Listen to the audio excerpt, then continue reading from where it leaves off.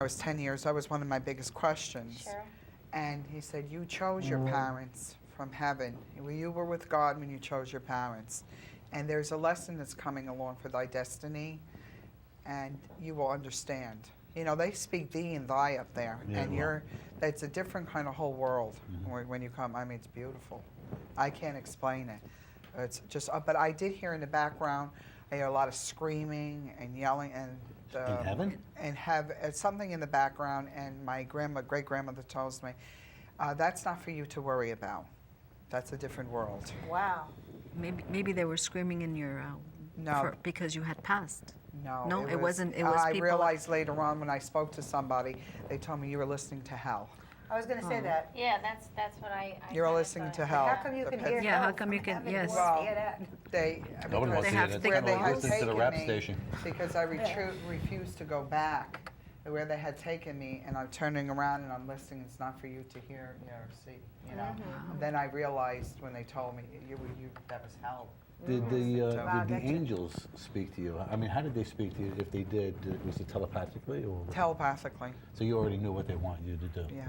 Well, that's So- the way all communication happens over there, telepathically. Telepathically. If you basically when they're pulling you back to go to your body and you're re-entering your body and your head body. It's very painful. Well, because it was racked in pneumonia and all the things of pneumonia, and being a 10-year-old child going back into the body, I'm sure there was a lot of confusion.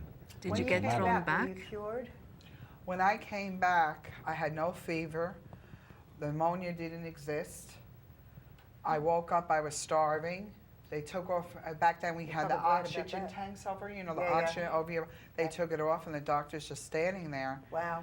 And he's saying, I said, I'm hungry. This and is I a said, miracle. I'm going to my grandmother, what are you crying? And I says, great-grandmother told me to, so I had to speak to her in Polish.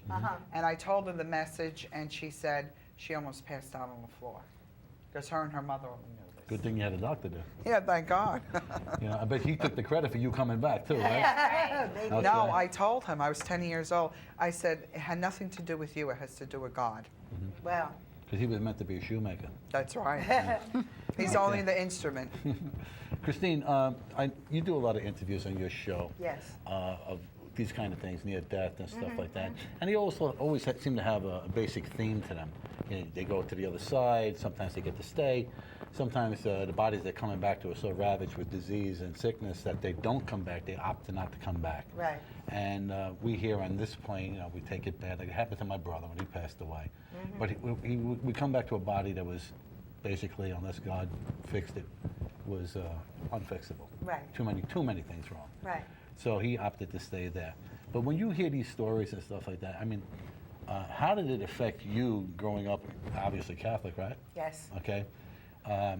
And they kind of skirt around these things. Well, yeah, I have, first of all, growing up, I always felt that I wasn't being given enough information.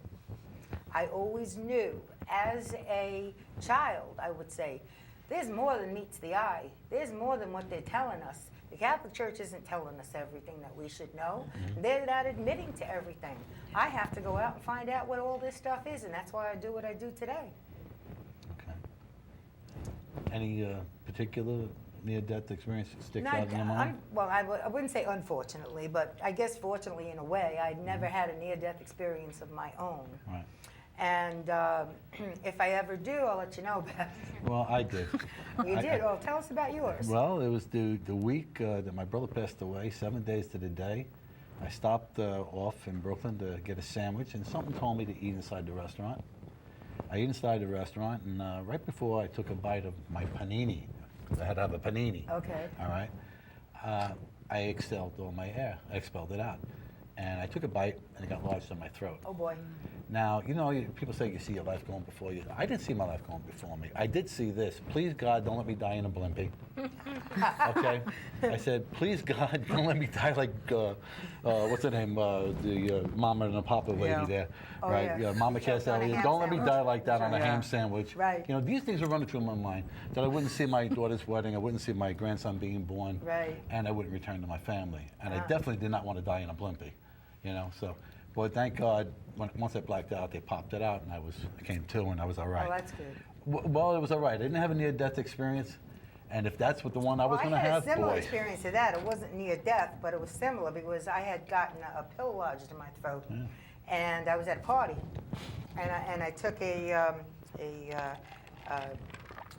was a vinegar, the apple cider vinegar tablet I used to take after. Stopped taking them after that, but it got lodged in my throat, and I was I had a friend was sitting at the table there, and she's eating, and I went and I started tapping her on the shoulder, like, help me, I can't talk, I can't breathe, and she's like, what's the matter with you?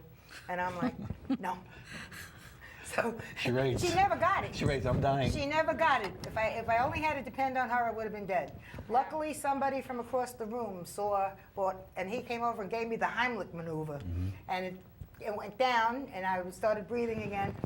But somehow something was telling me, you're not going to die now, don't worry about it, something's going to come, don't worry. But meanwhile, I'm practically banging on her shoulder at this point, and she's still not getting it.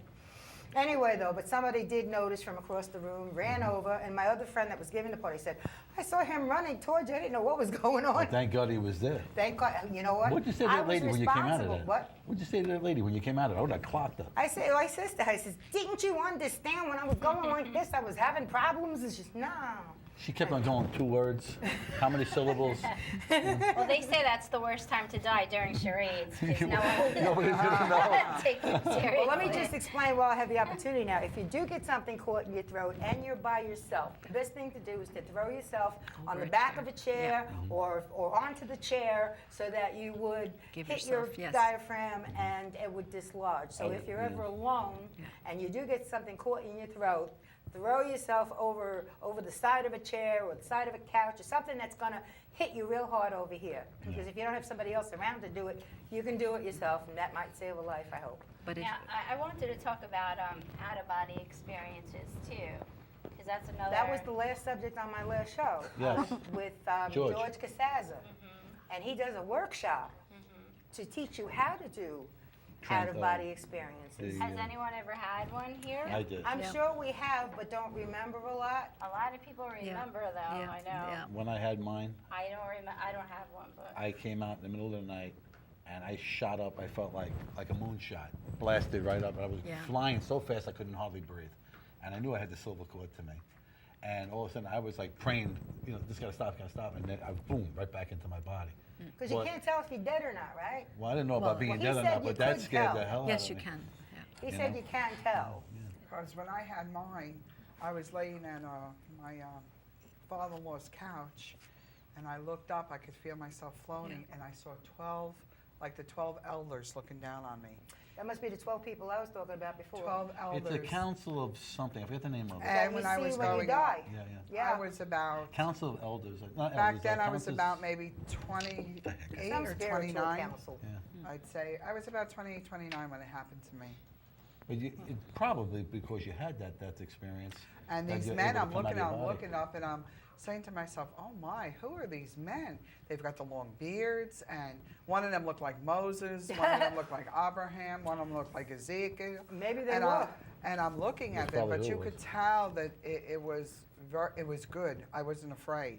And I'm going higher and higher and higher. And I guess I got so scared the closer I was coming to them, I jumped, I went right back in, and I jumped. Teresa, Yeah, that happens. being Catholic, when you have, I remember as a child growing up Catholic, that if you spoke of these things, you're kind of like disenfranchised. They kind of looked at you, that's devil work. Right? Everything was devil work. I mean, if you believed all of that, the devil had more Well, rights than you do. Can I tell you now with the church, it's changed tremendously. We're very charismatic people now. It's a new enlightenment in the church. People are now healing people to have healing in the church. It's Healing a different, masses. Yes, healing masses. It's very, very different. We have bishops, we have archbishops, we have priests from Rome that are all in these groups now. It's like an enlightenment, awareness. We are coming now to enlightenment of awareness. We're going into the age of Aquarius. Yeah.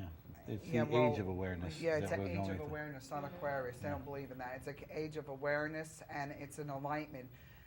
what we're having now with the church, and it's been Mhm. going on since Pope John Paul Right. had entered He the was church. great. He's changed Yeah, he everything changed, around. he changed the church a lot. And this new guy I really like.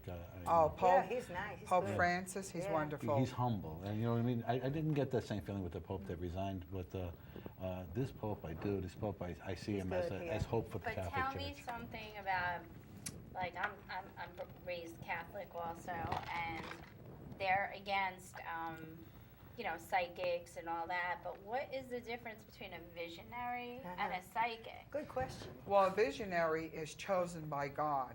The Blessed Mother chooses her visionaries. And sometimes, like Medjugorje, we had Ivan in Blessed Sacrament, April 28th. And you could feel, we took a picture, my husband and I, and you saw the Blessed Mother in the background holding the baby in Mount Carmel. Wow. And her, matter of fact, her feast day was July 16th. Claudia had Our Lady posted of Mount Carmel? a picture. And we were at St. Adalbert's for Father Eugene. We go every year, my husband and I.